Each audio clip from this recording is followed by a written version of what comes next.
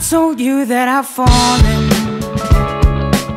and I like the way you say my name. My heart skips a beat when I hear you calling, and I like that it won't go away. But never mind, don't wanna give you any trouble. Never mind, never mind, I'm okay with being by your side. Sabi mo nga sa akin, hindi mo akalain na pakakasalan kita. Which is, yun naman talagang pangarap ko kasama tayong dalawa.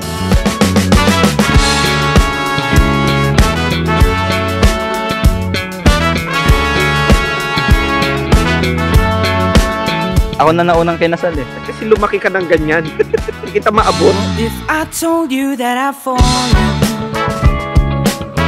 a heart-shaped arrow through my chest, I'll make you breakfast every morning and pick you up when you're a mess. I know that it won't ever stop. You know I'll be there when you call me, whether you like it or not. Without a warning, now I'm falling for this picture on my phone. But don't mind me, I'm just falling. I'll get back up on my own. Please don't say my name. Help me. Ay, Mami. Ito na. Sinabi ko sa'yo na deserve mo. Diba? Nung nagsisimula tayo, sabi ko, for a long time, simula nung niligawan kita, tapos nawala ka. Naging totga nga kita eh. Nawala ka for a few years, then nag-meet tayo ulit. So sabi ko sa'yo, gusto ko ipakita sa'yo kung ano yung deserve mo, kung ano yung nararapat sa'yo. So ito na yun. Sa pagkumpas ng iyong kamay, aking landas ginagabay, nag-iisang tiyak. Hi, Daddy! Finally, nandito na tayo sa kasalan.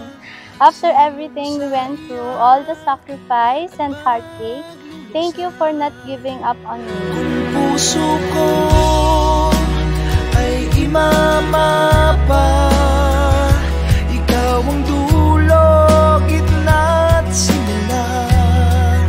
Nahanap din kita. Kakasal na junior mo. Nag-iisang lalaki. Alam ko, kaya pagbutihin mo. Thank you, Dad. Magmahalan kayo and enjoy your life. Okay. Isa mo yan.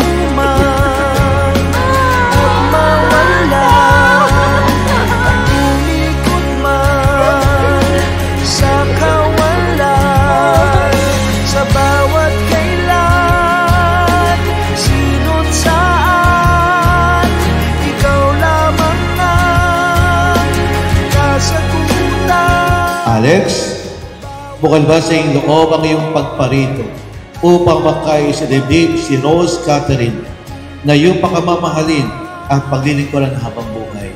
Opo, Father.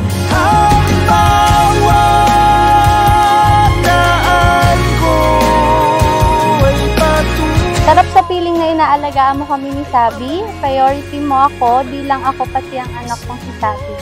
Tinanggap mo na parang anak mo din si Sabi. Kung paano mo alagaan, si Sabi, nakita ko ang lalaking gusto kong makasama habang buhay. Tagal ng lumulutang, walang pupuntahan, walang dahilan. Ang kasal, ang inyong magiging pagsasama, ay commitment nyo una higit sa lahat sa Diyos. Yan ang pakatandaan niyo. Commitment to God. Bihag ako ng pagtataka, may saysay ba ang paglalakbay, ngunit nahanap din. Wala man ako masyadong promises sa'yo. Gusto ko lang siya ipakita ng natural. Let it be. Kung ano yung love ko sa'yo and take care ko sa'yo. Basta, I always love you with Sabi. And let's live together until the end of the time. Maligaw man at mawala, at umikot man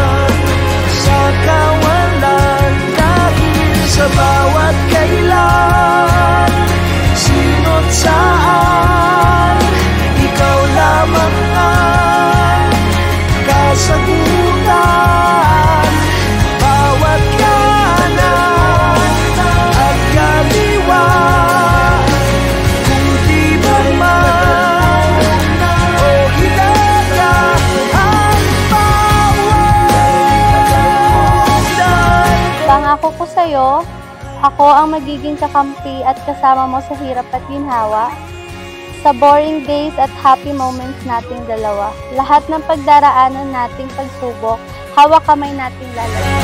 Sa'yo